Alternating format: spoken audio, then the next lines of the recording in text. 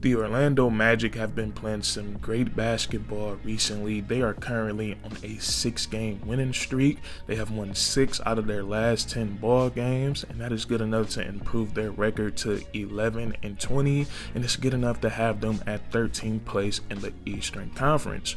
And on this 6-game winning streak, the Orlando Magic, they haven't been beating any mediocre teams. They've been beating teams with championship aspirations. They knocked off the Atlanta Hawks, the Los Angeles Clippers. They defeated the Toronto Raptors twice, and the most important victories, or I should say the most impressive victories on this 6-game winning streak, in my opinion, came against the Boston Celtics back-to-back, playing at the TD Garden. So we all know how dominant the Boston Celtics have been this season, and to defeat them on their home court, I thought that was great for the Orlando Magic, and they deserve some huge credit for that. Now, this winning streak of the Orlando Magic might come as a shock to a lot of people because they got off to a bit of a rugged start this season. I believe they started the season like 1-8, 1-9, or something like that. But if you were tuning into the Orlando Magic games, those first 10 games, I believe the Orlando Magic, they probably only lost one game by double digits, and the rest of them were decided by like 2 or 3 possessions. They were being very competitive at the beginning of the season, and then they went through another little rough patch due to injuries. Paolo Banchero, who was balling, and since he's come back, he's balling again, but he had went down with an ankle sprain, and Wendell Carter was out, and they were missing Cole Anthony to start the season. So what I'm saying is the Orlando Magic, I'm a guy that like to take things into context. They were not healthy to begin this season, so I think we can justify that a little bit. And so now what we're seeing with this team is Paolo Banchero is back into the lineup. Cole Anthony has accepted that role as being that spark plug to come off the bench and provide some offense. And also, when I look at the Orlando Magic, I see a team that's potentially changing the game of basketball with the starting 5 that they put out there.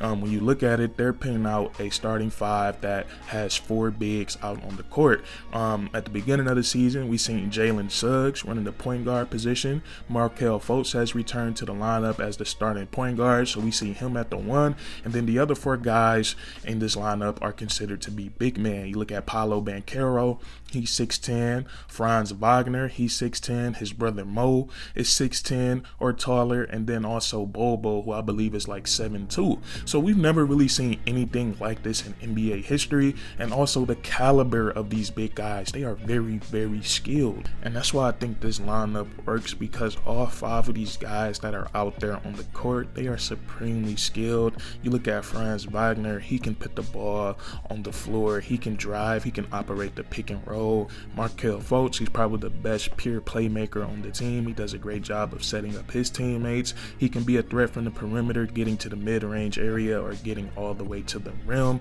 We look at Paolo Banchero. We're going to take a deeper dive into his game in this video, but we know how skilled that he is. Bobo, who's probably been one of the most fun players to watch this entire season. He's been doing some crazy things. I love when he goes coast to coast and he's hitting guys with between the legs crossovers, and then he's getting to the rim for a posterizer. He's been very fun to watch this year. And Mo Wagner, he's been very impressive. Now, he's not as skilled as these other guys, but he's very smart and he's a great passer. I love watching him in that high post or at the top of the key. He does a great job at making some great bounce passes to cutters, and then he can also knock down the 3-point shot. So this starting 5 is just very skilled and the spacing is elite. But I think what really makes this worse, what makes this work is Paolo Banchero. This guy is truly special. Now, each and every game that Paolo Banchero laces them up and he steps onto that NBA court, he proves why he should have been that #1 pick in the draft. And it's crazy. We go back to the summer, so many NBA experts, I should say quote unquote experts, they were saying that there was no transcendent players in this draft. And then I just sat and thought, how can a player like Paolo Banchero, 6'10", 250 pounds, a monster on the low block, but he also has guard skills out on the perimeter, how would he not have the potential to be transcended? And so far, Paolo Banchero, he has been letting his game do all of the talking. So far this season as a rookie, he's averaging 22 points per game, 4 assists to go along with 7 rebounds. And what I love about Paolo Banchero, what I've been seeing from him this season, season, when he's struggling from the field with his shot, when his shot isn't falling, and we see this a lot with rookies in their first year in the NBA, it's going to happen. But what I love about him, he finds a way to be effective offensively in terms of scoring the basketball, because he is relentless and he's not afraid to get to the free throw line. So whenever his shot isn't falling, he still finds a way to put up 20, 25 points because he's constantly living at the free throw line.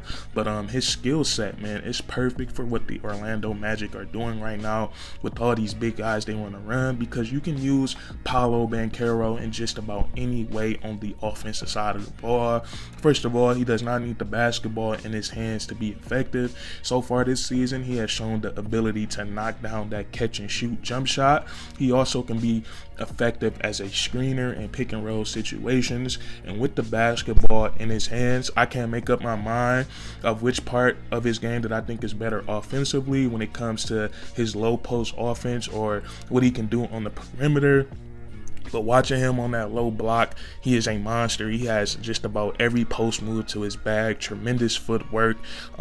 He has the drop step. He has the up and under. He can finish with brute force. And he can also shoot the fade away. And he just has a very soft touch.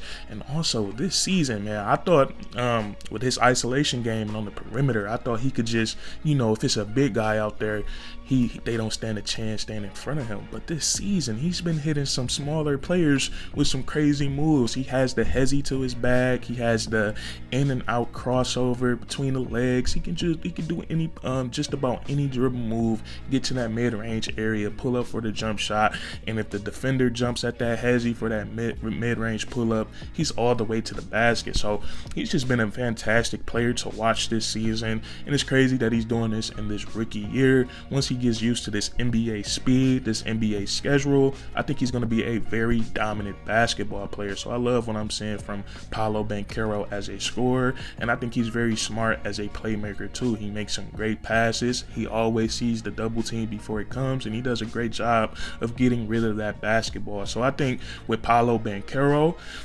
he's definitely helping the Orlando Magic win some ball games, and this guy was definitely the correct pick for this ball club.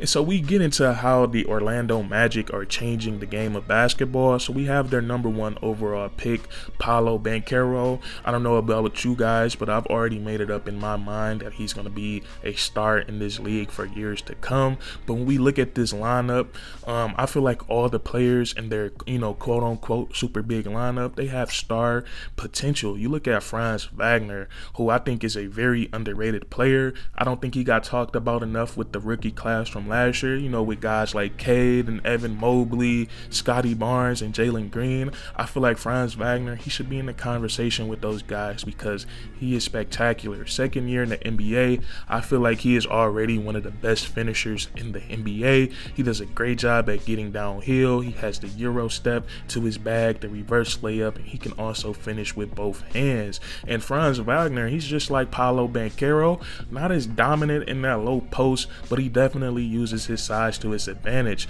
And just like Paolo, he has guard skills. So a lot of the times we can see Franz bring the ball up. He's operating the pick and roll. He's setting up his teammates. And when he's getting downhill, he's not afraid to take on the big playing that pick and roll because he's damn near the same size as him. So when he goes up, it feels like, it's a regular walk in the park. So the Orlando Magic, they get a lot of advantages like that. Another guy with some pretty crazy potential in their big lineup is Bobo. Bobo has been so fun to watch this year. We touched on it a little bit earlier in this video about what he's been doing this season, and it's just finally great to see him in a rotation because he's 7'2", and just like the other two guys we just talked about, he also has guard skills. He has the ability to put the ball on the floor, and it's so crazy, man.